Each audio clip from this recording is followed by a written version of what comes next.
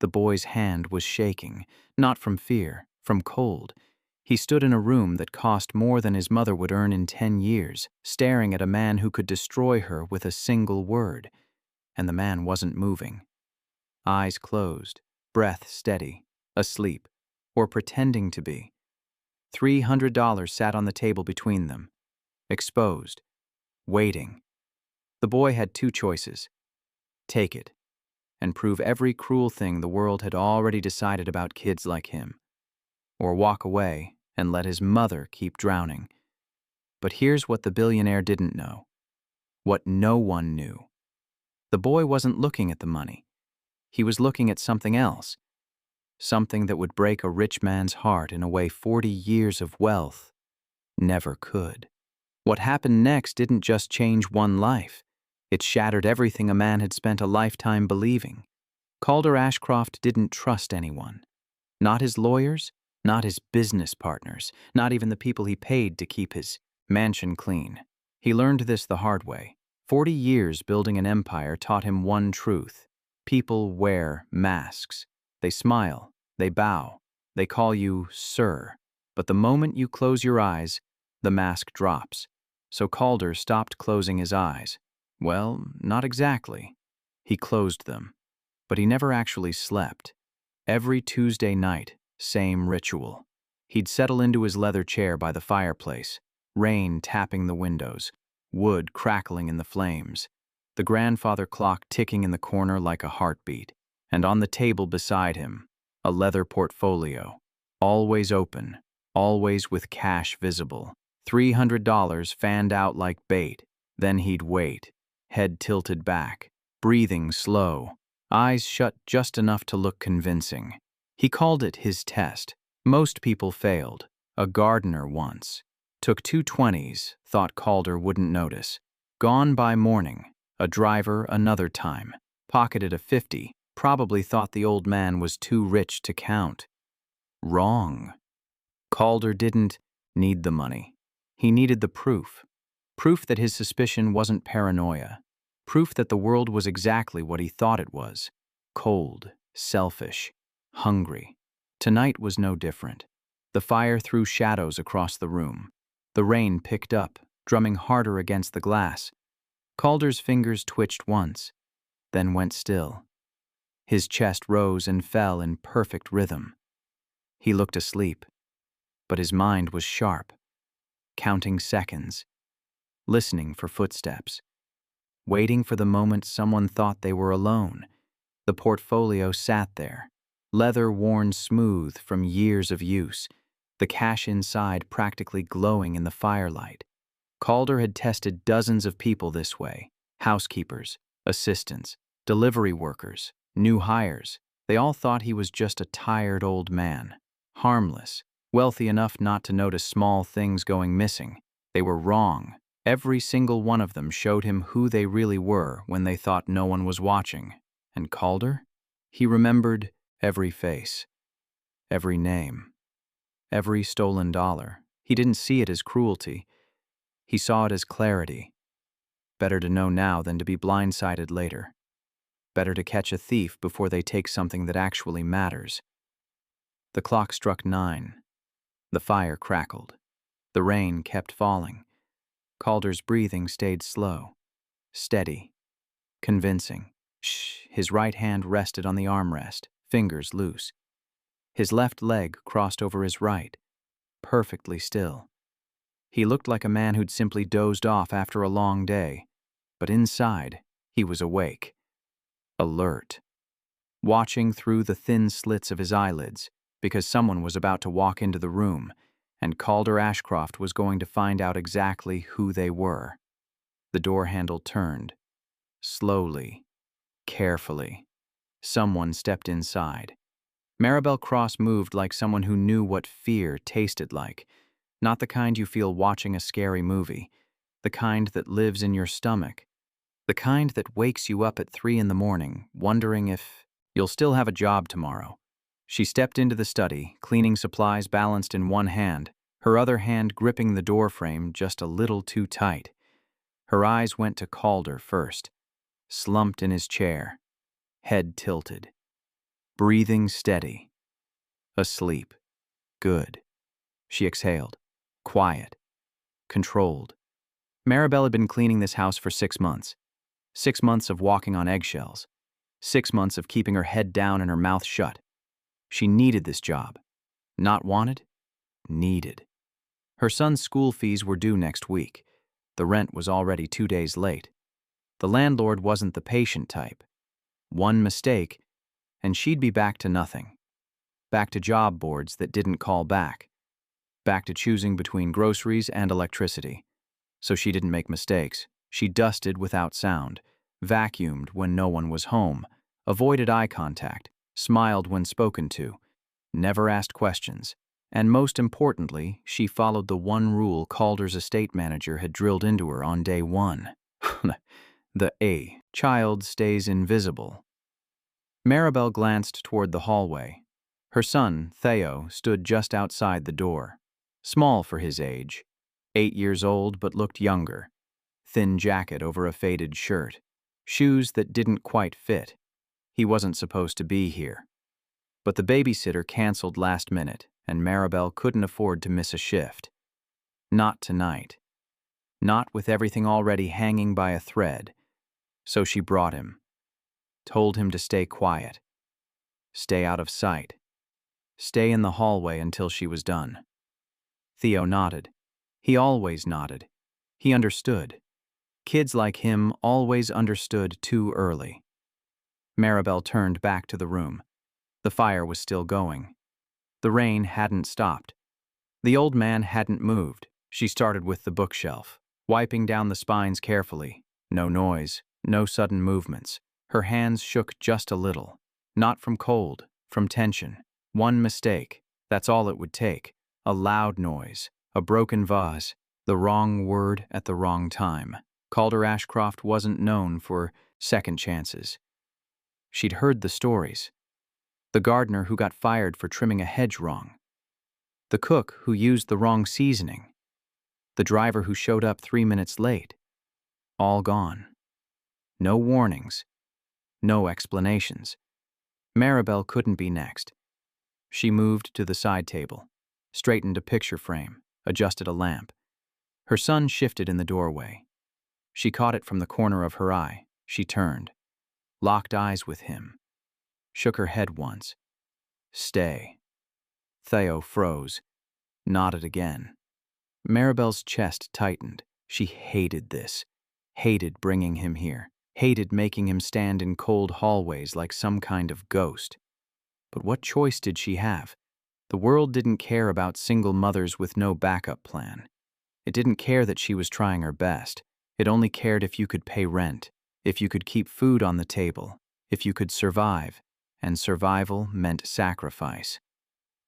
She turned back to her work, wiped down the mantel, checked the floor for dust. Calder still hadn't moved. Good. 5 more minutes and she'd be done.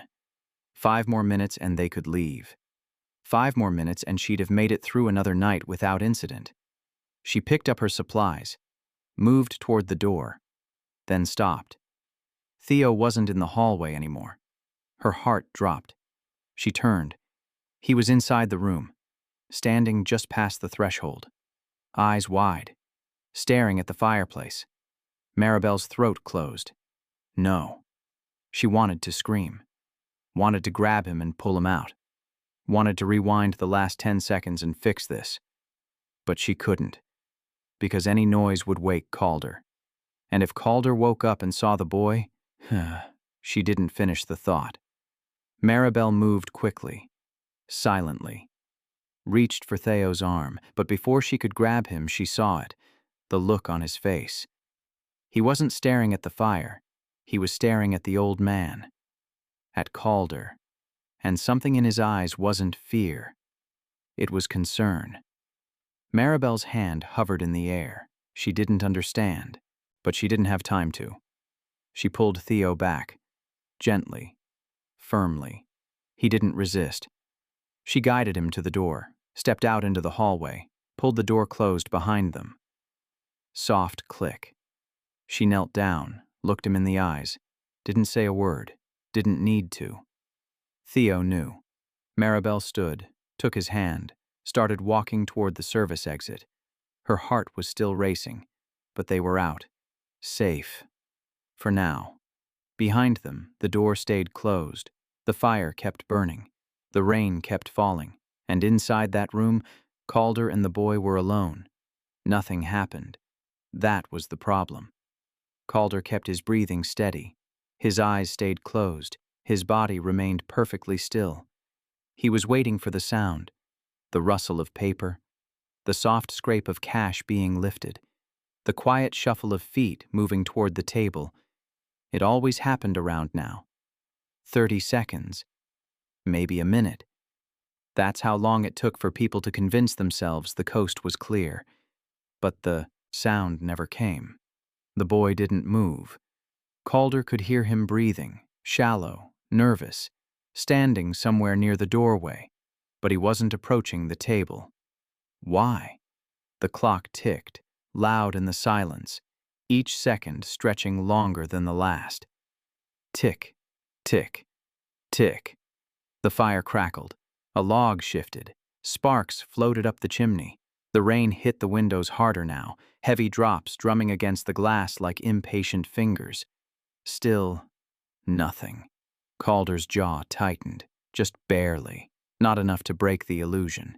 This was unusual. Most people moved within the first minute. Curiosity pulled them forward. Greed made them careless. But this kid? He was just standing there. Doing what? Watching? Thinking? Planning? Calder's pulse ticked up, not from fear, from frustration. The test only worked if people acted, if they showed their true nature. Silence revealed nothing. Another 30 seconds passed.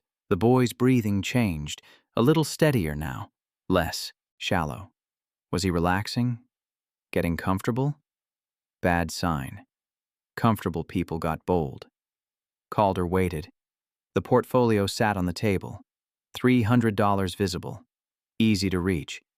Easier to take. All the boy had to do was walk over. Slip a 20 into his pocket. Calder wouldn't even move. Wouldn't flinch. Wouldn't stop him. He just needed to see it happen. Needed the proof. But the boy stayed frozen. Why? The fire popped. Louder this time. The boy's breath hitched, startled. Calder felt a flicker of something. Not quite satisfaction, not quite annoyance. Interesting. The kid was scared. That made sense. Most people were nervous around sleeping billionaires, especially when they didn't belong in the room.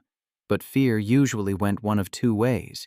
Either it made you run, or it made you stupid. Running was fine. Calder didn't care about cowards. Stupid was better. Stupid left evidence. But this hesitation, this was something else. The clock kept ticking. The rain kept falling. The silence pressed down like a weight. Calder's fingers itched to move, to open his eyes, to sit up and demand an explanation. But he couldn't. Not yet. The test wasn't over. He'd learned patience over the years, learned that the truth revealed itself when you stopped forcing it. So he waited. 1 minute became 2. 2 became 3. The boy still hadn't moved toward the money, hadn't moved toward anything. He was just there, breathing, existing. The fire dimmed slightly, the flames lower now, shadows shifting across the walls. The rain softened, no longer pounding, just a steady rhythm. And still, nothing. Calder's mind raced. Was the kid on to him? Did he know this was a test? No. Impossible. No one knew. Not the staff, not the estate manager, no one. Then what was stopping him? Morals? Calder almost laughed. Almost. Kids didn't have morals, not real ones. They had rules drilled into them by parents and teachers. Rules that vanished the second opportunity knocked. He'd seen it before. Young assistants, teenage grandkids of employees, college interns. They all thought they were different, special. Above temptation, until the moment they weren't. So why wasn't this boy moving? Calder's chest rose and fell, slow, controlled. Inside, his mind was sharp, calculating, watching through the thin veil of his eyelids. The boy was still there, still breathing, still silent. And then, finally, movement. The soft sound of a shoe against carpet. One step. Calder's pulse spiked. Here it comes. Another step. Closer now. The boy was walking toward the table. Calder stayed perfectly still, perfectly relaxed. This was it. The moment the mask came off. The moment the truth showed itself. The boy stopped. Right beside the table. Calder could feel him, could sense the hesitation. The portfolio was right there, open, waiting. All the boy had to do was reach out. $300, more money than a kid, like that had probably ever seen. Calder's breathing didn't change. His body didn't move. He was ready, ready to see exactly who this boy was. The boy's hand moved. Calder heard the faint rustle of fabric. And then the boy stood up. The boy didn't reach for the money. His hand moved past the portfolio, past the cash, past everything Calder expected him to take. Instead, he touched Calder's arm, gentle, barely there, like he was checking something. Calder's entire body tensed, internally, invisibly. What was this? The boy's fingers hovered for a second, then pulled back. Calder heard him shift, heard the soft exhale of air. Not relief, something else. Concern. The boy moved again, toward the fireplace this time, not running, not grabbing anything, just moving with purpose. Calder tracked the sound, footsteps crossing the carpet, stopping near the chair, then fabric, a zipper. The boy was taking off his jacket. Why? The answer came 30 seconds later. Something light settled over Calder's legs, draped across his knees like a blanket. The jacket. The boy had covered him. Calder's mind went blank. For the first time in 40 years of running this test, someone had done something he didn't predict. Not theft, not curiosity, not even fear-driven retreat. Kindness. The boy stepped back, quiet, careful not to disturb. Then he whispered, so soft Calder almost missed it. "You looked cold." 3 words. That was all. Calder's chest tightened in a way that had nothing to do with breathing technique. The boy wasn't talking to himself. He wasn't explaining. He wasn't asking for anything. He was just stating a fact. You looked cold. Like it was the most obvious thing in the world. Like covering someone who looked cold was just what you did. No hesitation. No second thought. Just action. Calder stayed frozen, his mind racing faster than his controlled heartbeat could hide. This wasn't supposed to happen. The test had one outcome. One answer. One truth it was designed to expose. People took when they thought no one was watching. That was the rule. That was human nature. But this boy, he gave. The fire crackled. Lower now. Dimmer. The boy moved again. Back toward the table. Here it comes, Calder thought. Now he takes the money. Now the real nature shows up. But the boy didn't touch the portfolio. He touched the edge of the table, steadying himself. Then his hand moved to something else. Calder heard paper slide against wood, not the cash, something lighter. The photograph, an old picture in a silver frame. Calder's late wife, taken decades ago. Faded now, but still clear enough to see her smile. The boy picked it up. Calder's pulse spiked again. Careful, he thought. That frame cost more than... The boy set it down, gently, but not in the same spot. He'd moved it, adjusted it. Why? Calder didn't understand until he heard the boy step back, heard the slight, satisfied breath. The frame had been crooked. The boy straightened it. That was all. No theft, no damage, no ulterior motive. He just saw something out of place and fixed it. Calder's hands clenched, invisible, hidden beneath the jacket now covering his legs. This wasn't right. This wasn't how the test worked. The boy was supposed to fail. They all failed. That's what the test proved. That's what decades of experience confirmed. But this kid wasn't failing. He was doing the opposite, and Calder didn't know what to do with that. The boy moved away from the table, back toward the center of the room. The fire popped. A log collapsed into embers. The temperature dropped, just slightly, but enough to notice. The boy shivered. Calder heard it. The small tremble in his breath. The shift of weight from foot to foot. The kid was cold now, because he'd given away his jacket. To a man who didn't need it. A man who was pretending to sleep. A man who owned a mansion with 27 rooms and could buy 1,000 jackets without blinking. The boy gave his only jacket to someone he thought needed it more, and now he was standing in a cold room, shivering, saying nothing, not complaining, not asking for it back, not regretting the choice, just enduring. Calder's throat felt tight. The boy walked toward the far wall, away from the fire, away from the warmth. He lowered himself to the floor, sat on the rug near the door, pulled his knees to his chest, wrapped his arms around them, trying to stay warm. Calder wanted to move, wanted to sit up, wanted to stop this, but he couldn't, because the test wasn't over. The door was still closed, the boy was still alone, and Calder was still pretending to sleep.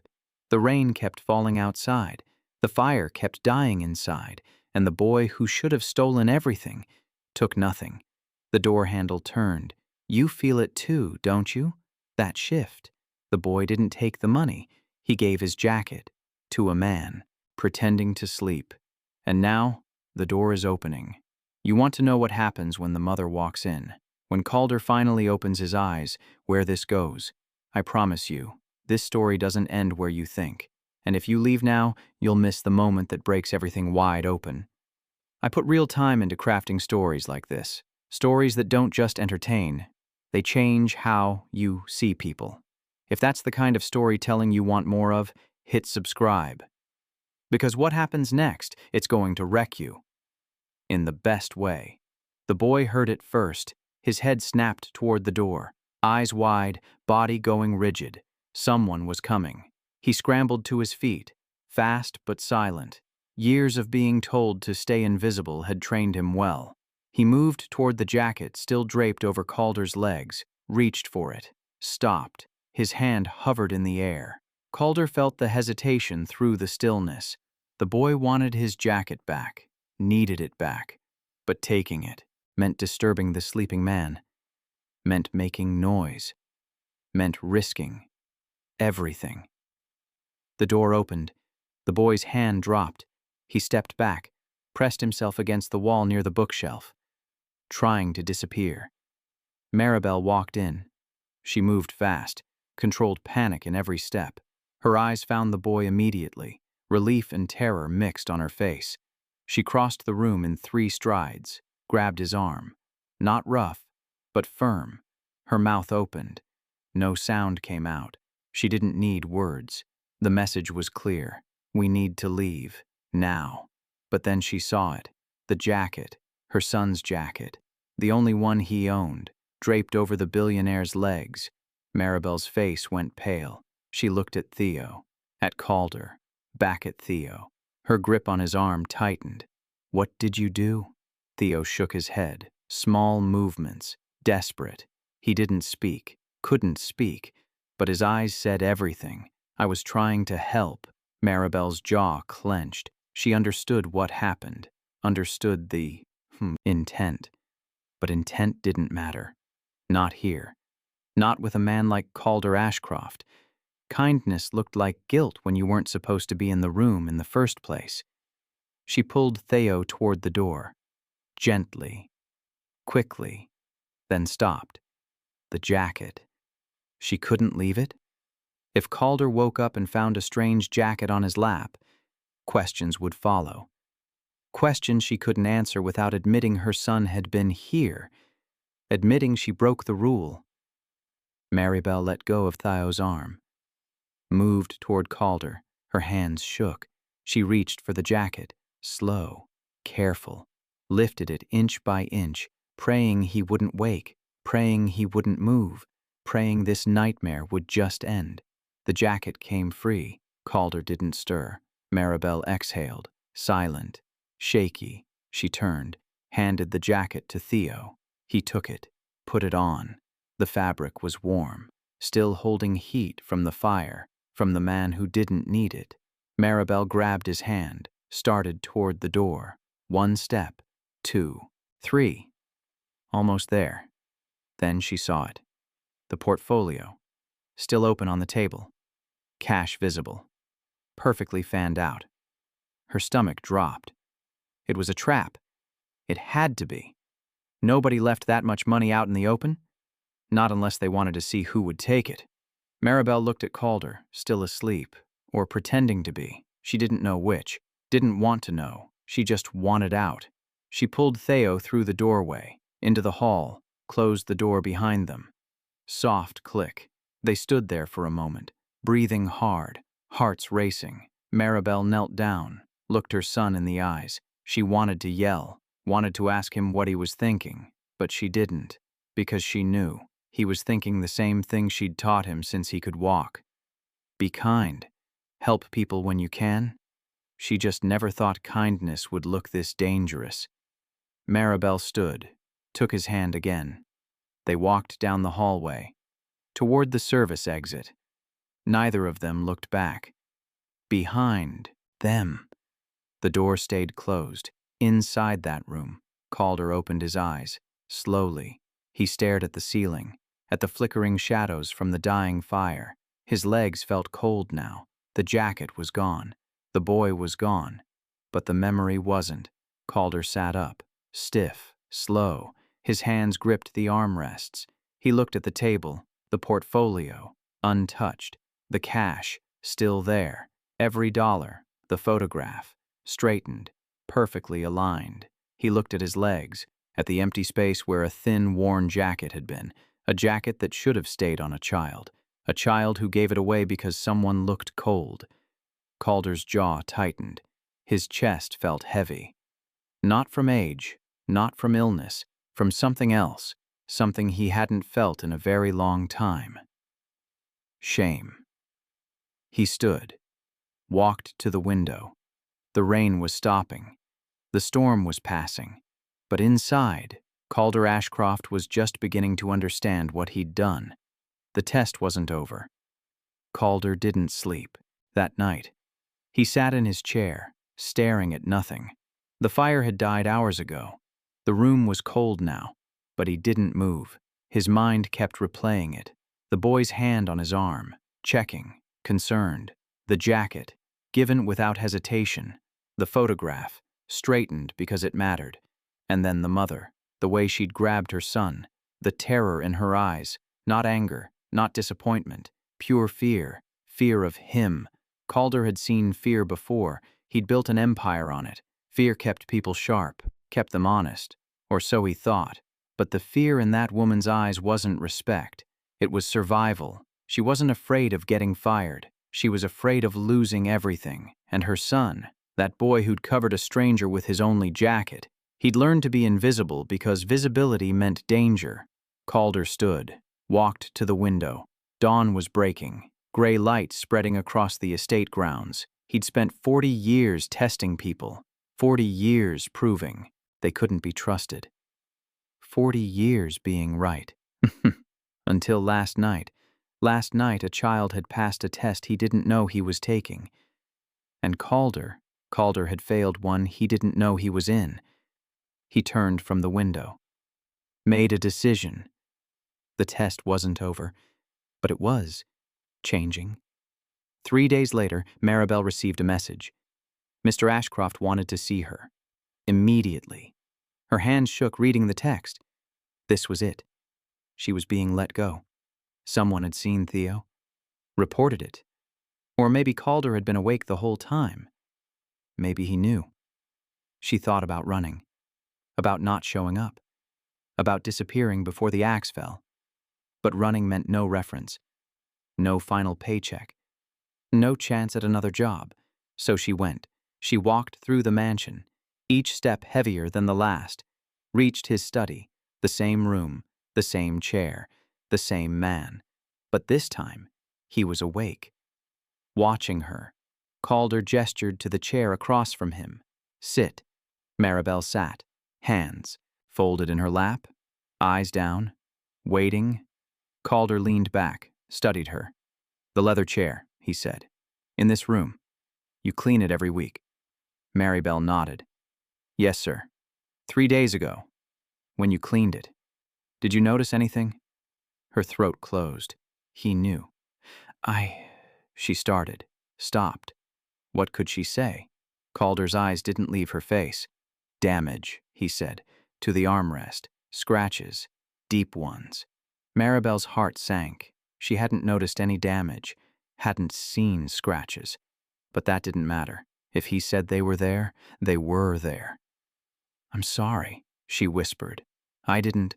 Those scratches, Calder continued, are expensive to repair. The leather is custom. Italian. Decades old. Maribel felt tears building. She fought them back. I can pay, she said, voice cracking. Whatever it costs, I'll pay it back. She had no idea how, but she'd find a way. She had to. Calder was quiet for a long moment. Then he stood, walked to the window. The repair costs $1,200. Maribel's world collapsed. $1,200. She didn't have $12 to spare. I'll work it off, she said quickly. Extra shifts. I won't charge. However long it takes. No. The words stopped her cold. Calder turned, looked at her. You won't work it off. Maribel's chest tightened. This was it. She was done. But, Calder said, someone else will. Confusion crossed her face. Calder's expression didn't change. Your son. He was here. 3 nights ago. The room spun. Maribel opened her mouth. No sound came out. I know he was in this room, Calder continued. I know he touched the chair. Tears spilled over now. She couldn't stop them. Please, Maribel whispered. He didn't mean. He was trying to help, Calder finished. The tone wasn't angry. It was something else, something Maribel didn't understand. Calder walked back to his desk. The damage is his responsibility, not yours. Maribel's breath came in short gasps. He's 8, she choked out. He can't. He can, Calder said. And he will. He opened a drawer, pulled out a piece of paper, set it on the desk between them. $1,200. He'll pay it back. One way or another. Maribel stared at the paper, at the number written there, at the end of everything she'd been fighting for. Calder sat down, looked her in the eyes. Bring him here, he said. Tomorrow. 3 o'clock. Maribel couldn't speak, couldn't move. Do you understand? Calder asked. She nodded. Barely. Good, Calder said. You're dismissed. Maribel stood, legs shaking. She turned toward the door. Maribel. She stopped, didn't turn around. Don't be late. She left. The door closed behind her. Calder sat alone, staring at the paper on his desk, at the lie he'd just told. There were no scratches. There was no damage. But there was a test, and tomorrow he'd find out if the boy was who Calder thought he was, or if kindness only lasted until it cost something. Theo stood in the hallway outside Calder's study. His mother's hand gripped his shoulder. Too tight, shaking. She hadn't spoken much since yesterday, since she came home and told him what happened, about the chair, the damage, the money. $1,200. Theo didn't know what $1,200 looked like, but he knew it was more than they had, more than they'd ever have. His mother knocked on the door, 3 soft taps. Come in. The voice from inside was calm, steady. Maribel opened the door, guided Theo inside. Calder sat behind his desk, hands folded, expression unreadable. Mrs. Cross, he said, you may wait outside. Maribel's grip tightened on Theo's shoulder. Please, she whispered. He's just a child. If there's any way I can. Outside, Calder repeated. Not loud, not angry, just final. Maribel looked down at her son, eyes red, face pale. She wanted to say something, wanted to protect him, but she couldn't. She let go of his shoulder, stepped back. The door closed behind her. Theo stood alone, small, thin, jacket zipped all the way up despite the warm room. Calder studied him for a long moment. "Do you know why you're here?" he asked. Theo nodded. "The chair. I damaged it." "Did you?" The question caught him off guard. Theo's brow furrowed. "Mom said, I'm asking you," Calder interrupted. "Do you remember damaging my chair?" Theo thought back. To 3 nights ago? To the dark room. The sleeping man. He'd put his jacket over the man's legs, straightened a picture, sat on the floor. He didn't touch the chair. But maybe he had. Maybe he'd brushed against it. Maybe his jacket zipper scraped the leather. Maybe he'd been careless. "I don't remember," Theo said quietly. "But if you say I did, then I did." Calder's jaw tightened. "The damage costs $1,200 to repair." Theo's stomach dropped. "I don't have that much," he said. "I know." Silence. Theo's hands clenched at his sides. "How long will it take me to pay it back?" he asked. Calder leaned forward. "That depends. What do you have?" Theo didn't understand. "Money?" Calder clarified. "Savings. Anything valuable?" Theo shook his head. "No, sir. Nothing at all." Theo's hand moved to his pocket. Stopped. Calder noticed. "What's in your pocket?" Theo hesitated. "Show me." Slowly, Theo reached into his jacket. His fingers closed around cold metal. He pulled it out. A compass. Small. Brass. Old. The glass face was scratched. The needle stuck sometimes. The leather strap was worn thin, but it still worked. Calder stared at it. "What is that?" he asked. "A compass," Theo said. "My dad gave it to me, before—" He stopped. Calder's expression shifted. Just slightly. "Before what?" Theo's voice got quieter. "Before he died." The room went still. Calder looked at the compass, at the boy's hand holding it. "That's all you have?" he asked. Theo nodded. "And you think that's worth $1,200? Theo shook his head. "No, sir." "But it's all I have." Calder stood, walked around the desk, stopped in front of Theo, looked down at him. "If you give me that compass," Calder said slowly, "your debt is paid. Your mother keeps her job. Everything goes back to normal." Theo's hand closed tighter around the compass. "But," Calder continued, "once you give it to me, it's mine. You'll never see it again." Theo's eyes began to water. He looked down at the compass, his dad's compass, the only thing he had left, the only piece of him that still existed. He thought about his mom, about the fear in her eyes, about the rent they couldn't pay, about the food they couldn't buy, about what $1,200 meant, about what this compass meant. His hand shook. "Can I—" His voice cracked. "Can I think about it?" "No," Calder said. "You choose now." Theo's breath came faster. His mom needed this job. They needed the money. They needed to survive. But this compass, his dad's hands had held this. His dad's voice had explained how to use it. His dad had said, "Never lose your way, Theo, no matter how dark it gets." Tears spilled down his cheeks. He looked up at Calder, at the man waiting for an answer, at the man who held everything in his hands. Theo's fingers trembled. He extended his arm, held out the compass. "Here," he whispered. His voice broke completely. "You can have it." Calder stared at the compass, at the boy's shaking hand, at the tears streaming down his face, at the choice he'd just made. The room was silent except for Theo's quiet crying. Calder reached out. His hand hovered over the compass and froze. He couldn't do it. He couldn't take it. For 40 years, Calder Ashcroft had tested people, had watched them choose money over morals, comfort over character, themselves over others. He'd been right every single time. Until now, this boy, this 8-year-old boy with nothing, was willing to give up everything, not because he was guilty, but because someone he loved needed him to. Calder's hand dropped. He stepped back. "Keep it," he said. His voice was rough, unfamiliar. Theo looked up, confused. "Keep your compass," Calder repeated. "But the money—" "There is no money," Calder said. Theo blinked. "What?" "There was no damage, no scratches, no $1,200.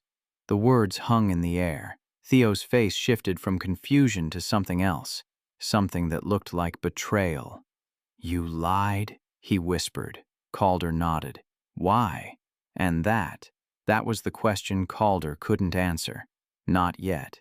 Not in a way that would make sense to a child. So he said the only thing he could. "I needed to know." "Know what?" Calder looked at the compass, still clutched in Theo's hand. "If you were real." Theo didn't understand. Calder didn't expect him to. The door opened. Maribel rushed in. "Is everything—" She stopped, saw her son crying, saw the compass, saw Calder standing there. "What did you do?" she demanded. Calder turned to her. "Nothing," he said quietly, then louder. "Your son passed." Maribel's face went blank. "Passed what?" Calder walked back to his desk, opened a drawer, pulled out an envelope, set it on the desk. 3 months' salary, he said, advanced, plus a separate payment for— He paused. "For damages I caused." Maribel stared at the envelope. "I don't understand." "You don't need to," Calder said. He looked at Theo, at the boy who'd given everything. "You can go." Maribel grabbed Theo's hand, started toward the door. "Mrs. Cross." She stopped. "Your son," Calder said. "He's stronger than you know." Maribel's eyes filled with tears. She nodded once, then left. The door closed. Calder sat down, alone again. But this time, the silence felt different. He'd spent 40 years testing others. Today, he'd finally tested himself and failed. Calder couldn't stop thinking about the compass. Days passed, then weeks. He tried to work, tried to focus on quarterly reports and acquisition deals, but his mind kept drifting back, to the way Theo's hand had trembled, to the tears on his face, to the choice he'd made without hesitation. Everything for nothing. That's what the boy had offered. His most valuable possession for a debt that didn't exist. Calder had tested thousands of people over the years, employees, partners, family members. They all chose themselves when it mattered. Except Theo. Theo chose his mother, chose love over loss, chose sacrifice over survival. And he did it holding a broken compass from a dead father. That detail haunted Calder most. The compass wasn't valuable, wasn't special, wasn't worth anything to anyone except that boy. But it was everything to him, and he'd given it away. Without anger, without resentment, just quiet, grief, and total surrender. Calder sat in his study. Same chair, same room. Everything looked the same, but nothing felt the same. He opened his desk drawer, pulled out a folder. Inside were background checks, financial records, employment histories. He'd ordered them the day after Theo left, wanted to know who that boy really was, wanted to know if the kindness was real or calculated. The reports told him everything. Maribel Cross, widowed 4 years ago. Husband died in a construction accident. No life insurance, no savings. Working 3 jobs before this one. Lost 2 of them when companies downsized. Living in a 1-bedroom apartment. Rent 2 months behind. Eviction notice filed last year. Theo Cross, 8 years old. Honor roll student despite missing school for doctor appointments his mother couldn't afford. No behavioral issues, no red flags. Teachers described him as quiet, helpful, mature for his age. One note stood out, written by his 2nd-grade teacher. Theo often gives his lunch to other students who forget theirs.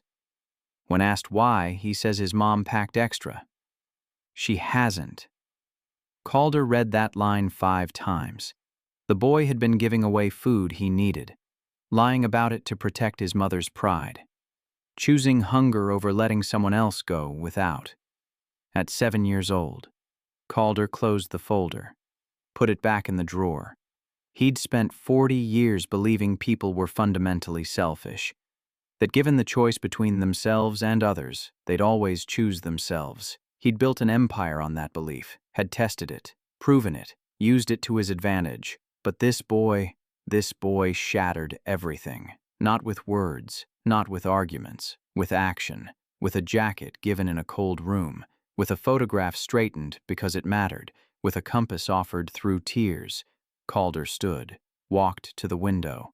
The grounds were empty, sun setting, shadows stretching long across the lawn.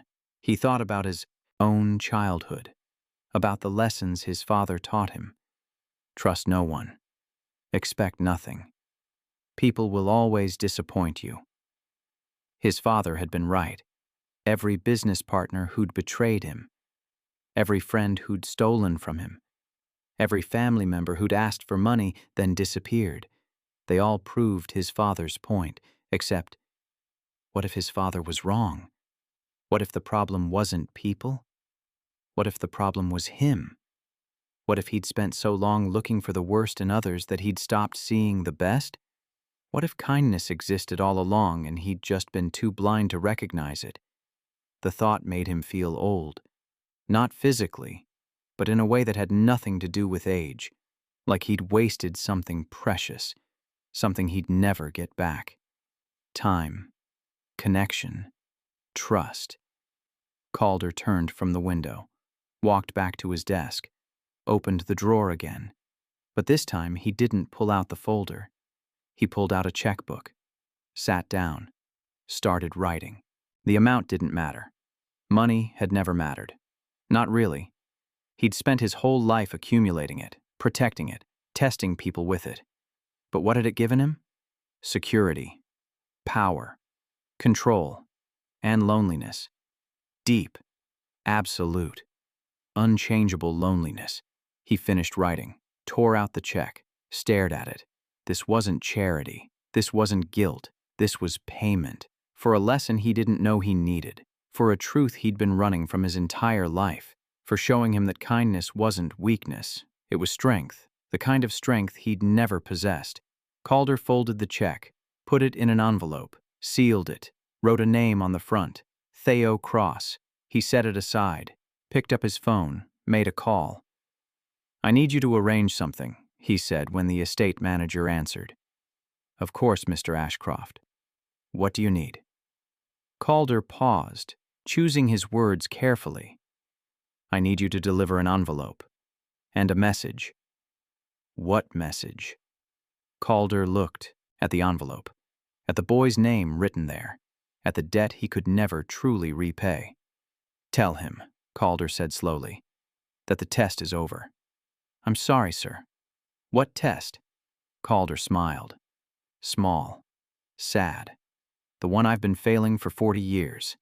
He hung up, sat back in his chair, alone, but for the first time in decades, not entirely empty, because somewhere in this city, a boy with a broken compass had shown a broken man what it meant to be whole. And that was worth more than every dollar Calder had ever made. The envelope sat on his desk, waiting. The sun disappeared below the horizon. Darkness filled the room, but Calder didn't move to turn on the lights. He just sat there, thinking about jackets and photographs and compass needles that pointed toward something he'd lost a long time ago. Home.